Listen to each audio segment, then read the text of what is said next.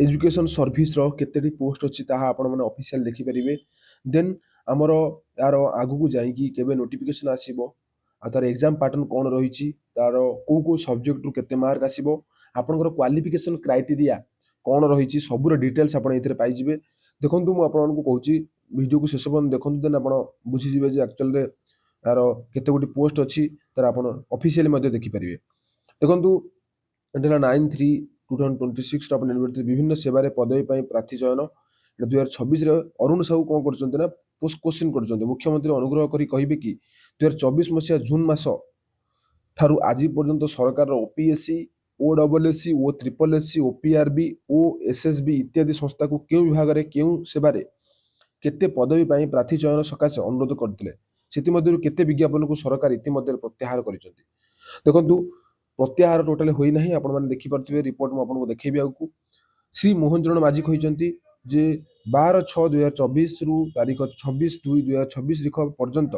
राज्य सरकार माने फेब्रुआरी मासर 26 रु आपनकर ए जो रिक्वेशन फॉर्म अछि जोडा आपण देखिया जाउचंती सेटा ऑलरेडी माने सबमिशन सरीची खाली नोटिफिकेशन रा आसीबार बाकी अछि ता माने या भितर 2 मास कि मासे भितर नोटिफिकेशन पळे आसीबो निश्चित भाबरे। राज्य सरकार को अधीन रहथिबा विभिन्न विभाग रु ओपीएससी ओडब्ल्यूएससी ओ ट्रिपल एससी ओपीआरबी एसएसबी ओ ओडब्ल्यूएससी को विभिन्न सेवा पदवी पई प्रार्थी चयन सकाशे अनुरोध करा जायतिबार एक विवरण परिशिष्ट करे प्रदान करा जायछि। सेति मध्ये रीति मध्ये कोनोसी विज्ञापन को प्रत्याहार करा जाई नाही। देखि परथिबे आगु को देखंतु म आपन को देखैबी एटा सब ओपीएससी ओडिशा पब्लिक सर्विसन रो आपन name of the recruited agency देखि परथिबे ता साइड ला डिपार्टमेंट नेम ऑफ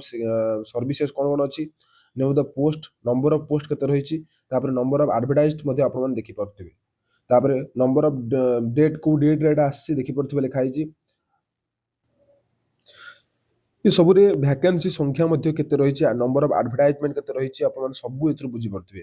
किंतु हमकु देखिबार अछि कोन ओईएस ओडिशा एजुकेशन सर्विस जो अछि सेटा देखिबार अछि। देखंतु मु जो ओईएस अछि आपनकर एटा सीरियल नंबर 20 को जिबे सीरियल नंबर 20 रे लिखा हितो OPSC Odisha public services recruited agency school and mass education department बुझि परथिबे ओडिशा एजुकेशन सर्विस आपण मन देखि परथिबे ओईएस टोटली 25 गोटी वैकेंसी रहिछि। ए 25 टी जो वैकेंसी रहिछि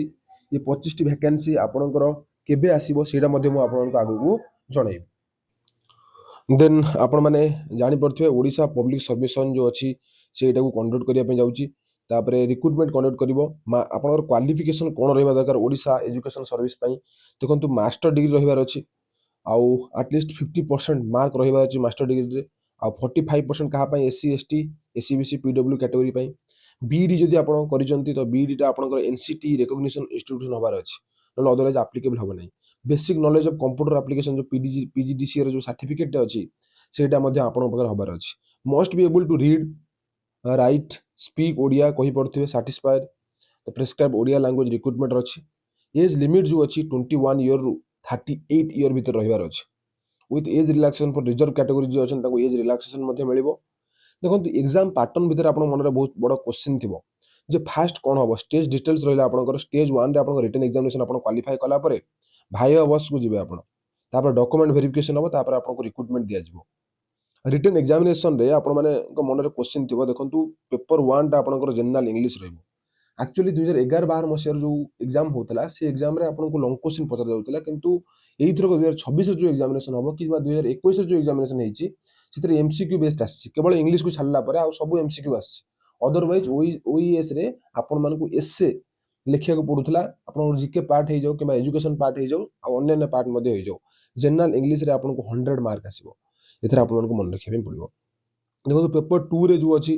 general awareness and current affairs 100 mark होबो। पेपर 3 रे अछि education educational psychology educational philosophy sociology administration ICT measurement evaluation inclusive education ये सब एजुकेशन को बेस कर रहिबार अछि। साइकोलॉजी मींस एजुकेशनल साइकोलॉजी आपन पढिया पड़ियो एटा 200 मार्क आसीबो टोटल मिसी के आपनकर 400 मार्क आसीबो आपन मन देखि पड़थिबे।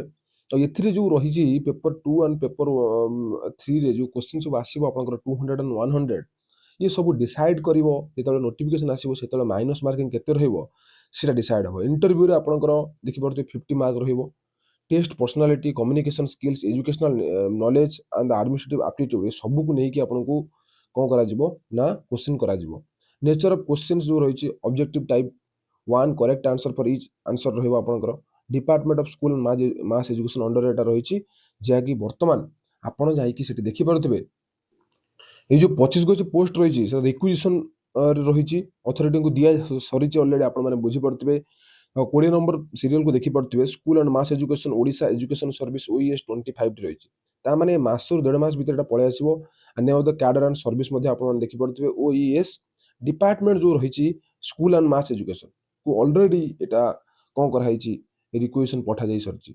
माने से माने जणाई दैचंती जे आगु कोई 25 गोटे आसीबो किंतु एटा एडवर्टाइजमेंट नंबर बाहर नहीं डेट ऑफ विड्रॉल किछि भी हे नहीं आपण माने बुझी पारुथिबे आउ किछि यदि ओईएस रिलेटेड किछि भी यदि क्वेश्चन अछि निश्चित भाबरे कमेंट बॉक्स रे कमेंट करंतु जदि आपनको पूर्व जो एग्जाम पैटर्न किंवा क्वालिफिकेशन पीडीएफ आवश्यकता अछि तो निश्चित भाबरे डिस्क्रिप्शन रे नंबर अछि सेठी आपण # ओईएस एग्जाम पैटर्न यदि मेसेज करिवो व्हाट्सएप रे तो आपनको सेटा मध्य मिल जिवो धन्यवाद।